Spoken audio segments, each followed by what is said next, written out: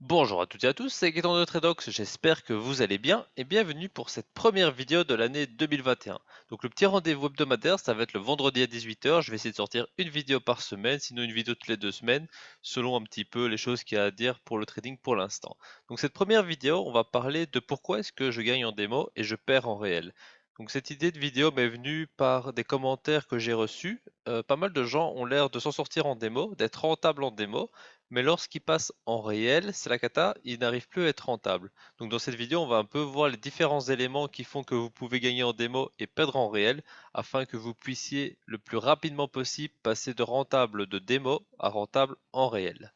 La première chose qu'il faut prendre en considération, c'est la qualité des flux. Alors si vous êtes chez un courtier sérieux, ça ne va pas être un facteur très impactant, parce qu'en général, les courtiers sérieux, pour ne pas citer IG, Admiral Market ou d'autres courtiers de ce genre, vont proposer des flux démo de même qualité que de flux réels. C'est-à-dire qu'il n'y aura pas de différence graphique entre le démo et le réel, sauf dans le cas de grosse volatilité, dans quel cas il peut y avoir une petite différence. Mais globalement, la qualité des flux, si votre courtier est sérieux, ça devrait pas poser de soucis, ça devrait pas faire de différence entre votre mode démo et votre mode réel. Alors pour ça, vous pouvez tout simplement comparer le graphe démo et réel, vous le mettez côte à côte et vous voyez s'il y a une différence pour s'en assurer, mais encore une fois, ça devrait pas être un souci. Le second point, qui lui à mon avis est une des clés de la différence entre vos performances en démo et en réel, ça va être la stratégie. Donc déjà, est-ce que vous utilisez la même stratégie en démo qu'en réel? Vous pouvez très bien dire oui à cette question, mais en fait ne pas totalement la respecter de la même façon. Je m'explique. Si par exemple en démo, vous faites par exemple, je vais revenir avec mes croisements de moyenne mobile parce que c'est un exemple assez simple à mettre en place, eh bien imaginons que vous preniez en démo tous les croisements de moyenne mobile et que vous soyez rentable. Voilà, pas de question à se poser jusque-là. Ensuite, en mode réel, vous en prenez peut-être 2 sur 3 ou 3 sur 4, vous en filtrez quelques-uns parce que le marché vous fait peur, parce que ça implique de l'argent réel. Donc tout simplement, vous allez peut-être rajouter des éléments sur le mode réel ou retirer des éléments sur le mode réel par rapport à votre mode démo, concernant par exemple la stratégie au niveau du contexte du marché, de la fluctuation, de la volatilité, etc., qui vont directement impacter vos performances en réel par rapport à votre mode démo. Le deuxième point qui va être en rapport avec la stratégie, c'est le money management, donc la gestion du risque, la gestion de l'argent. Est-ce qu'elle est la même en démo qu'en réel? Parce qu'en démo, on n'a pas cette sensation de trader pour de l'argent, étant donné que c'est du fictif. Eh bien, on va parfois tout simplement trader sans stop loss, ou bien alors mettre le stop loss trop loin, ou bien alors prendre des profits plus larges, parce qu'en réel, on serait sorti parce qu'on aurait voulu prendre les gains, parce qu'on aurait peur de laisser tourner le trade pendant plus longtemps. Donc ce sont tous ces éléments au niveau du mode management qui peuvent faire une différence monumentale entre le mode démo et le mode réel. Donc ce que je vous invite à faire pour voir si le money management est respecté de la même façon en démo qu'en réel, vous prenez par exemple vos 10, 20, 30, 50 dernières positions en démo et vous analysez le money management. Est-ce qu'il est strict par rapport à votre stratégie? Si oui, sinon pourquoi? Et ensuite, vous faites la même chose en réel et vous comparez les deux. Si c'est à l'identique, vous êtes tout proche d'être rentable parce que en général, c'est le point le plus compliqué, c'est la différence de money management entre le mode démo et le mode réel qui va faire une grosse différence.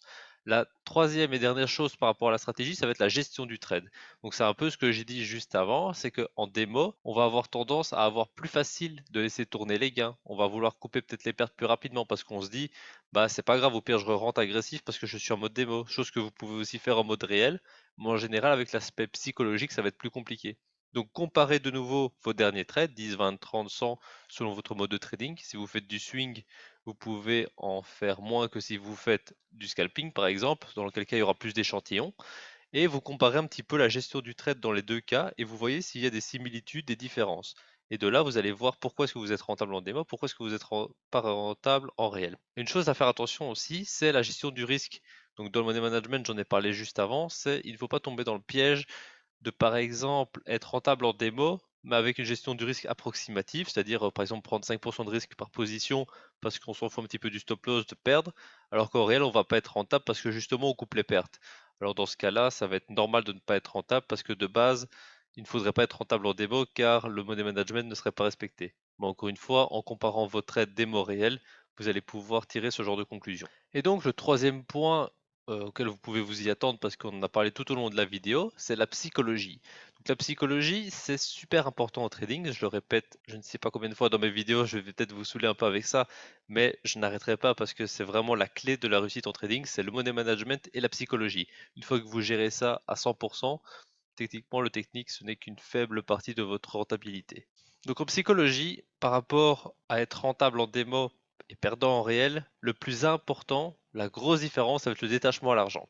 Alors, le détachement à l'argent, c'est tout simplement le fait qu'en démo, vous travaillez avec de l'argent fictif. Donc, ça ne vous impacte pas personnellement, ça ne vous impacte pas émotionnellement. Tandis qu'en mode réel, vous allez trader avec votre propre argent. Ça peut être de l'argent que vous avez économisé pour faire du trading et que vous êtes prêt à perdre, dans quel cas vous pourrez plus facilement vous détacher, même si ça fait un peu, ça vous embête un petit peu de vouloir le perdre, bien entendu, je comprends. Tandis que si c'est de l'argent qui vous est utile, c'est-à-dire que c'est de l'argent que bah, vous avez mis parce que vous voulez faire de l'argent avec du trading, mais que cet argent aurait pu être utile pour autre chose, vous allez avoir beaucoup plus de difficultés à vous en détacher parce que vous aurez plus d'attentes dessus. Et je pense que pour bien réussir en trading, il faut savoir se détacher suffisamment de l'argent, mais pas de trop non plus. Donc, c'est-à-dire que si vous vous détachez totalement, vous vous en foutez. C'est-à-dire que vous allez prendre des drawdowns, vous n'allez pas aller prendre vos gains, etc. Vous allez trader un peu de façon plus aléatoire, votre money management va être directement impacté. Tandis que si vous êtes trop proche de votre argent émotionnellement, le problème va être l'opposé, c'est que vous allez rentrer parfois en mode espoir, vous n'allez pas accepter de prendre trop de gains parce que bah, tout simplement vous avez un gain, vous avez envie de le prendre, vous allez peut-être prendre des trop grosses pertes, etc. Donc le détachement à l'argent, il faut trouver le juste milieu, la juste balance qui vous permettra d'être rentable en réel comme en démo. Et donc c'est directement ce que je disais juste avant, c'est que c'est plus facile de laisser couler les gains et de couper les pertes en démo, tout simplement parce que c'est cette relation à l'argent qui est différente. Tandis qu'en réel, eh bien, on va plutôt avoir tendance à faire l'inverse, c'est-à-dire de couper les gains et laisser couler les pertes, parce que psychologiquement, c'est plus dur de tenir un trade gagnant en réel et c'est plus facile de tenir un trade perdant. Donc c'est vraiment l'opposé de ce qu'il faut faire, donc c'est pour ça que l'aspect psychologique a un gros impact. Et si on regarde un petit peu le point d'avant, le point stratégie, le money management, la gestion du trade, la même qu'en réel, donc tout ce que j'ai expliqué juste avant, ça peut être lié directement à la psychologie. Pourquoi est-ce que vous coupez votre trade plus rapidement en réel par rapport en démo? Pourquoi est-ce que vous avez une gestion du trade différente, un money management différent? Eh bien, c'est tout simplement parce que la psychologie est impactée par rapport à ce détachement de l'argent. Donc, pour moi, je pense que c'est le point clé qui peut vous faire devenir rentable en réel si vous l'êtes en démo, c'est d'avoir ce rapport à l'argent équilibré qui vous permettra d'être rentable.